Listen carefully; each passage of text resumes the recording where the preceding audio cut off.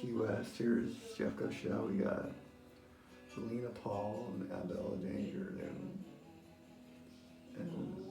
Ariel Rose, Asian Persuasion, dude. Angela Nash, Riley Evans, and Sean Preston, dude. Go on, even know opiates go around.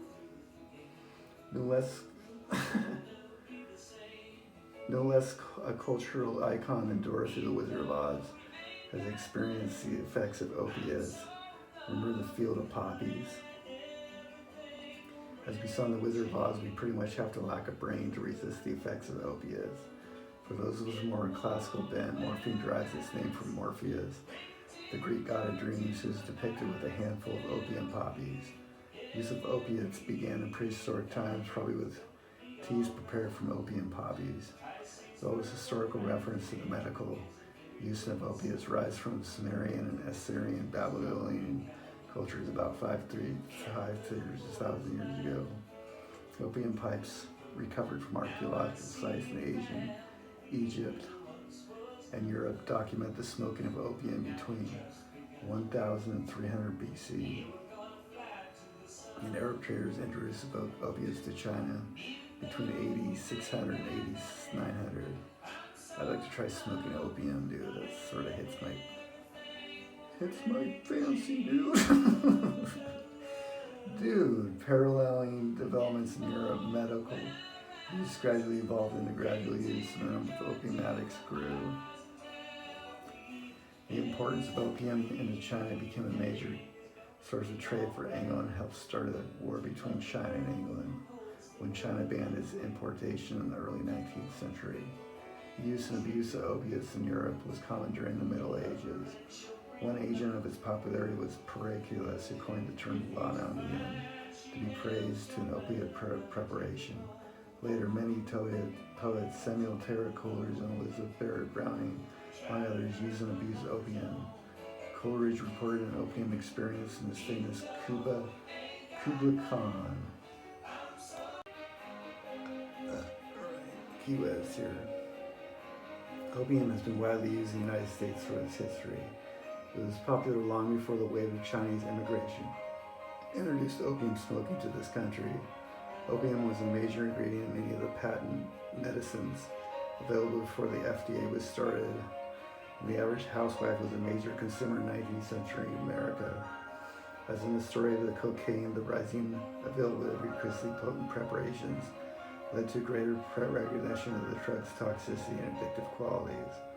In 1805, morphine, the major active ingredient in the opium poppy, was purified. In 1953, Alexander Wood invented the hyperdynamic syringe, the first major wave of injection to injectable narcotics, followed the wide use of injected morphine during the American Civil War. A final improvement came courtesy of the Bayer Company in 1898, when the company's scientists discovered that adding an extra chemical group onto morphine made it more soluble in fat, so that it would enter the brain faster.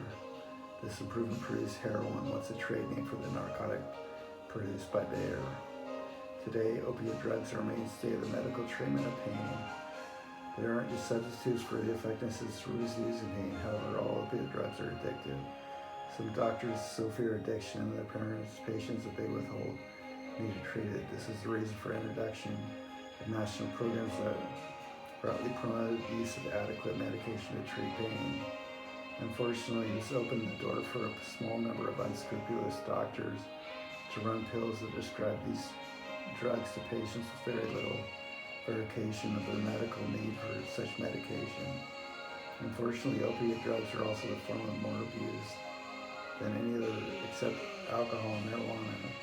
The majority, 90% of opiate users use pills that have been diverted from medical use, although heroin use remains a significant problem as well.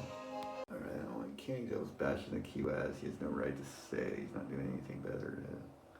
What opiates are? Opiate drugs are any drugs, natural or synthetic, that produce the character opiate effects. The combination of a dreamy, euphoric state lessens sensation of pain, slow breathing, constipation, and pinpoint pupils. Sometimes scientists use the more generic term opioids, which includes drugs resembling the substances and the opium poppy, as well as indigenous opium opioids that serve as neurotransmitters in the brain. Opiates refer to a preparation of the opium poppy, Papaver sumprum. It is obtained in a very low-tech, labor-intensive manner throughout the world. Opium farmers cut the developing seed pod of the opium poppy and collect the gummy fluid that oozes out of the cut over the next few days. The sap is refined in several ways. It may be dried into a ball using directly gum opium or dried pounded into a powder, opium powder. Raw opium appears as a browny, tarry substance. Opium can be made into an alcohol water extract called tincture of opium. This is a famous labium with your great-grandma's Mara or the Paragard variety. You always want to smoke an opium pipe, dude. It sounds like a peace pipe to me. Morphine, which is one of the mainstays for pain management, is a major constitution of the seed pod. It is a potent opiate and is used in injectable or pill form to relieve pain after surgery and for extreme pain, such as in advanced cancer. Codeine is a much less potent opiate that is used mainly in pill form for milder pain. Many people have encountered it in acetaminophen. Codeine preparation is used commonly for dental pain or prescription cough medicine. To compensate for the lower potency of codeine, some drinkers simply drink an entire 4-ounce bottle, which does contain an intoxicating amount. These cough syrups used to be available over the counter until recreational use became too popular. Now most states require a prescription for codeine containing cough syrups. Heroin is a chemically modified form of morphine that is created from partially purified morphine, usually in the refineries close to sites of opium production. It is broken up into small amounts and usually appears on the street in bags of loose powder containing about 100 milligrams. The actual color can range from white to brown to black, depending upon the source and quality of the preparation technique. Highly prepared heroin hydrochloride is a white powder that is prized for its purity, while Mexican black tar heroin, on the other end of the spectrum, is recognized by its black appearance.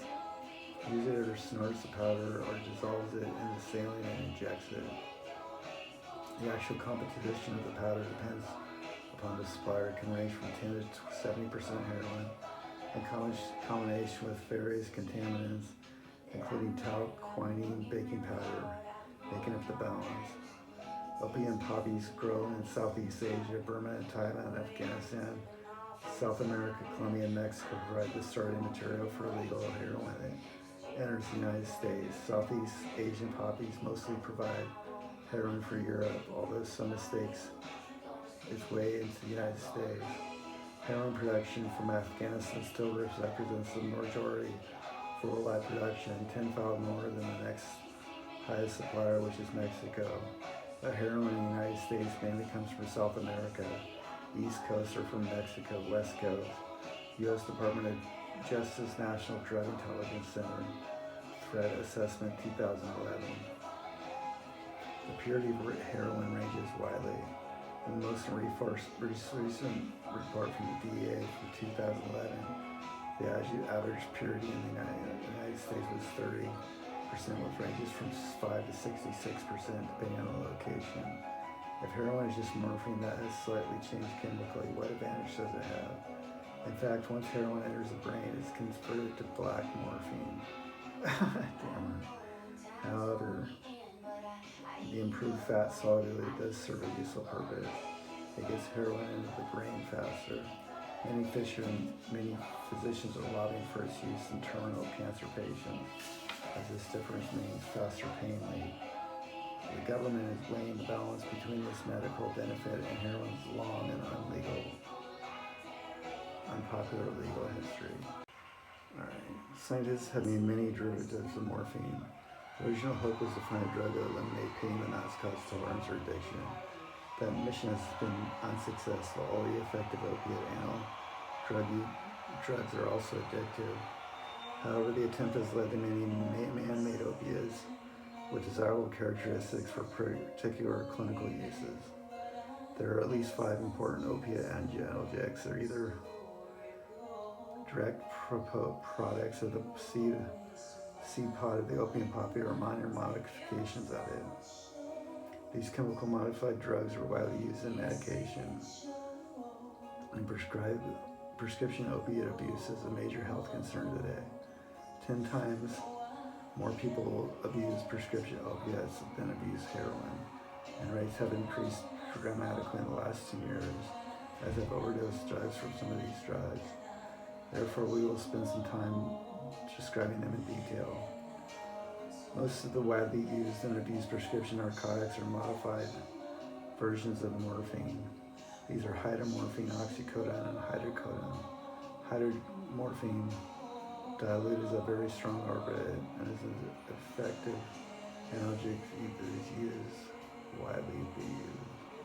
Oxycodone is synthesized from a non-alkaloid and forms an opium and ranks between morphine and codeine and its effectiveness against pain. It has spread dramatically in the United States in the last few years, due in part to its appropriate use to treat pain. It is also marketed in combination with aspirin under the Christian name Percodeine. Hydrocodone is a moderately strong opiate that is widely abused. Methadone is used like morphine for intense post-surgical pain, but it works even well with oral use.